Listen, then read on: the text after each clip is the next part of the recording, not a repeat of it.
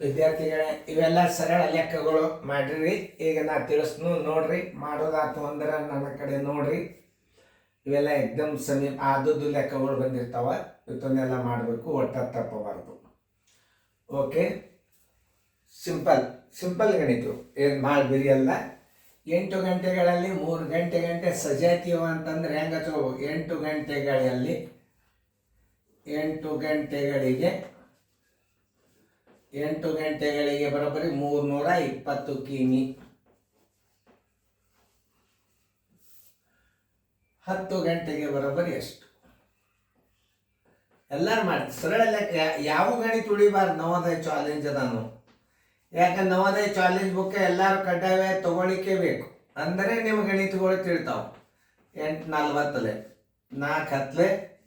400 ಕಿಮಿ. Answer 400 ಕಿಮಿ. ಉತ್ತರ ಸಂಖ್ಯೆ C. ನೀವು ಆ ಗಣಿತ ಮಾಡಿರಿ ಅಂತ ತಿಳ್ಕೊಂಡು ನೋಡಿ. 6 ಗಂಟೆಗಳಲ್ಲಿ ಮಾಡಿರಲ್ಲ, ನಾ ದೂರ ಸರಿತಾನೆ. ಇದನ್ನು ನೋಡಿ ಮಾಡೋರು ಇದ್ರೆ ಮಾಡ್ರಿ. ಇದನ್ನು ನೋಡಿರಿ. ಈಗ ಇದರಂಗೆ ಇದೇ ಮಾದರಿ ಅದದ, ನೋಡಿ ಮಾಡ್ರಿ. ಮಾಡಲೇಬೇಕು. ಯಾಕಂತ ಮ್ಯೂಟ್ ಮಾಡಬೇಕು. ನೀವು ಈ ಗಣಿತ ತಿಳಿಸಿದಿಂದ ದೂರ ಸರ್ದನ್ನು ಮ್ಯೂಟ್ ಮಾಡಬೇಕು. ಅಂದ್ರೆ ಮುಂದಿನ ಗಣಿತ ಮಾಡಿ ತೋರಿಸ್ಬೇಕು ನಿಮ್ಮ ಸರ್ಗಳಿಗೆ, ಪೇರೆಂಟ್ಸ್ಗಳಿಗೆ. 6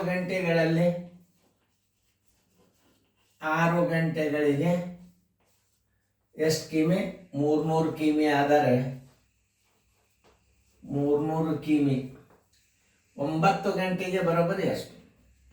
1 ಗಂಟೆ ಮಾಡ್ಕೊಂಡ್ರೆ ಬರ್ತದೆ. ಯಾಕೆ ಅವಶ್ಯಕತೆ ಇಲ್ಲ ಅದು. ಯಾಕೆ ಶಾಣೆ ಹುಡುಗರ್ಲ ಈಗ ನೀವು. Divided by 6. 6 1 6 50. ನೋಡ್ರಿ, ನಾ ಎಷ್ಟು ಪರ್ಫೆಕ್ಟ್ ಆಗಿ ನೋಡ್ರಿ. ಹಂಗೆ ನೀವು ಆಗ್ಬೇಕು. ಬರೋಬ್ಬರಿ 450 ಕಿಲೋಮೀಟರ್.